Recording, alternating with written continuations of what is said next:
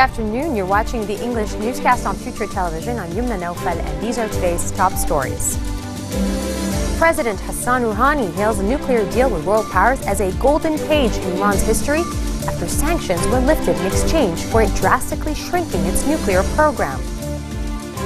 U.S. Secretary of State John Kerry says that American prisoners in Iran would be on their way home shortly after being released from custody by Iran under a prisoner deal. And jihadists from the Islamic State group abduct more than 400 Syrian civilians after capturing a major assault on the city of Deir ez-Zor that left dozens dead. President Hassan Rouhani is hailing a nuclear deal with world powers as a golden page in Iran's history and is looking forward, he says, to an economic future less dependent on oil as the country emerges from years of sanctions and isolation.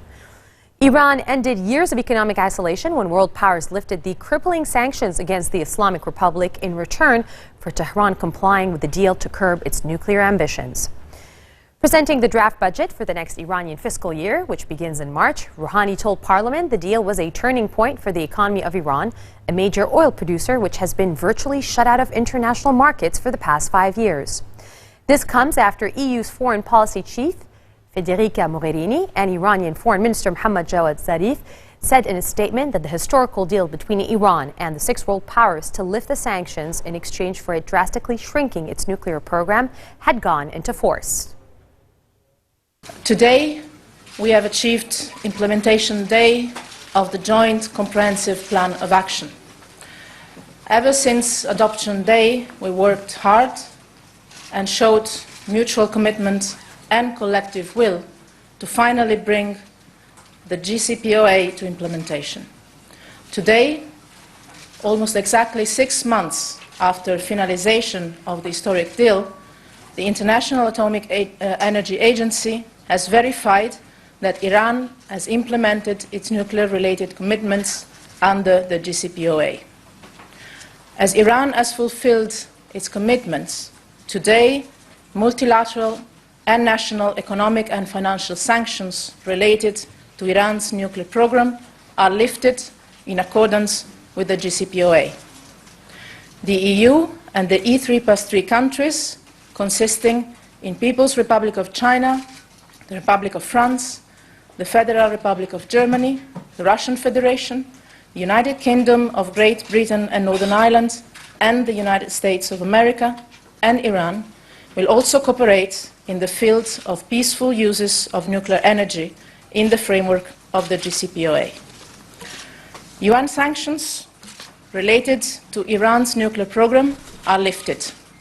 United Nations Security Council Resolution 2231 of 2015, which endorsed the JCPOA, will from now onwards, together with the Treaty on the Non-Proliferation of Nuclear Weapons, be the sole international legal framework related to Iran's nuclear activities, terminating provisions of Resolutions 1696 of 2006, 1737 of 2007, 1747 of 2007, 1803 of 2008, 1835 of 2008, 1929 of 2010, and 2224 of 2015. The European Union has confirmed that the legal framework providing for the lifting of its nuclear-related economic and financial sanctions is effective. The United States today is ceasing the application of its nuclear-related statutory sanctions on Iran, including terminating relevant executive orders and licensing of certain activities as specified in the JCPOA. The European Union and the United States have issued relevant guidelines on the details of sanctions which have been lifted, thus facilitating international engagement in Iran's economic development. Prime Minister Benjamin Netanyahu said Israel would continue to monitor Iran for any violations after world powers lifted the sanctions. On Saturday, Iran ended years of economic isolations when crippling sanctions against the nation were lifted in return for Tehran complying with the deal to curb its nuclear ambitions. Now, briefing his cabinet, Netanyahu's opposition was evident. Israel's policy was and remains exactly the same, he says, to not let Iran achieve nuclear weapons. It is clear that from now on, Iran will have more means to use for its terror and aggression activity in the region and in the world. And Israel is ready to cope with any threat, he added. He also called for harsh, aggressive sanctions for any violations by Iran. The end of sanctions means more money and prestige for the Shia Muslim country as it becomes deeply embroidered in the sectarian conflicts of the Middle East, notably in the Syrian civil war, where its allies are facing Sunni Muslim rebels. U.S. Secretary of State John Kerry says that American prisoners in Iran would be on their way home shortly after being released from custody by Iran under a prisoner deal. The prisoner swap was choreographed to coincide with the high-level diplomatic gathering in Vienna to seal the lifting of international sanctions on Iran in return for meeting its commitment to curb nuclear program. Happy to say that as we speak, we have received confirmation that 5 Americans who had been unjustly detained in Iran have been released from custody, and they should be on their way home to their families before long, shortly. The President will have more to say about their release later.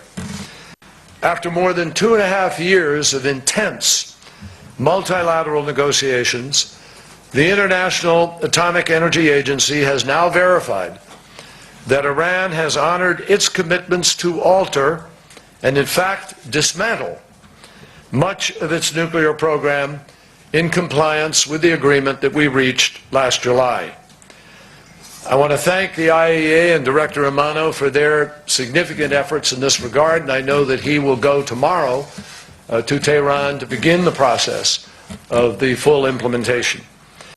To get to this point, ladies and gentlemen, Iran has undertaken significant steps that many, and I do mean many, people doubted would ever come to pass. And that should be recognized, even though the full measure of this achievement can only be realized by assuring continued full compliance in the coming years.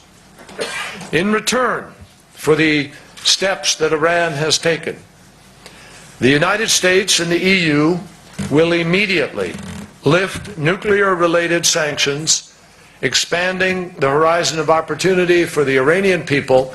And I have even tonight, before coming over here, signed a number of documents over those sanctions that the State Department has jurisdiction over in order to effect that lifting.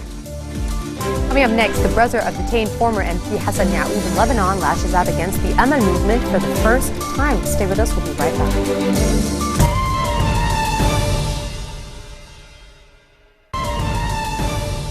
Welcome back. You're watching the 4:20 o'clock news here on Future Television. Jihadists from the Islamic State group have abducted more than 400 Syrian civilians after capturing new ground in a major assault on the city of Deir ez-Zor that left dozens dead in Syria. The shock attack comes despite a Russian air campaign targeting the group that began in September and more than a year of strikes by a U.S.-led coalition against the jihadists in Syria. The Britain-based Syrian Observatory for Human Rights said ISIS had killed at least 135 people in the multi-front attack that began on Saturday.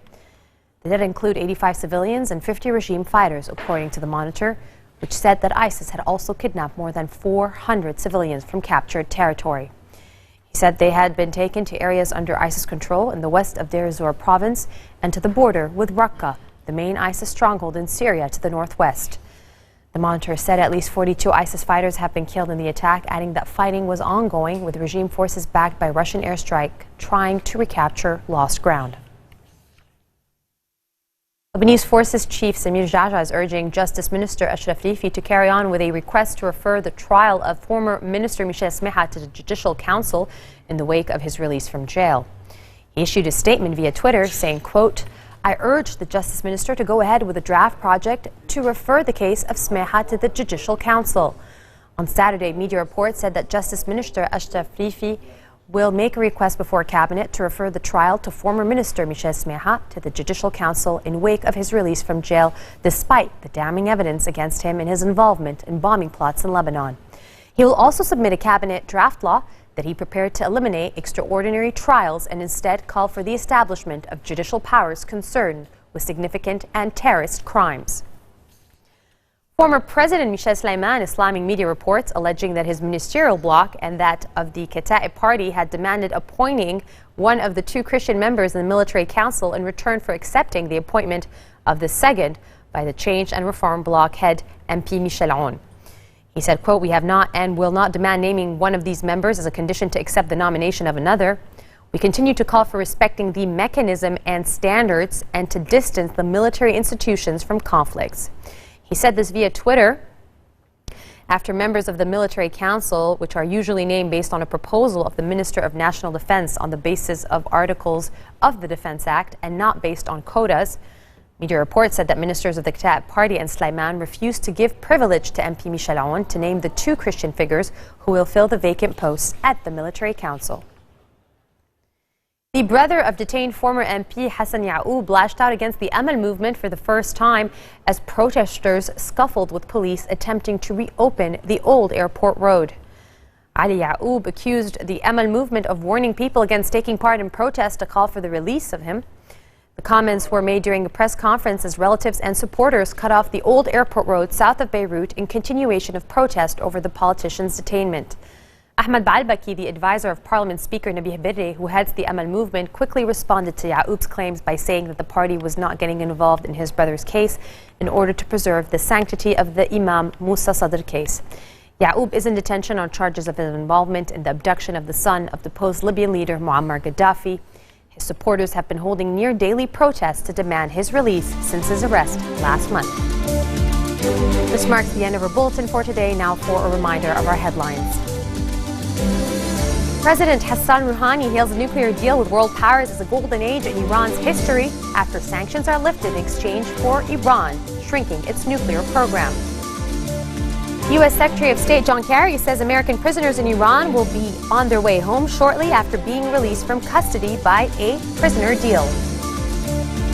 And jihadists from the Islamic State group abduct more than 400 Syrian civilians after capturing a new ground in a major assault on the city of Deir ez-Zor that left dozens dead.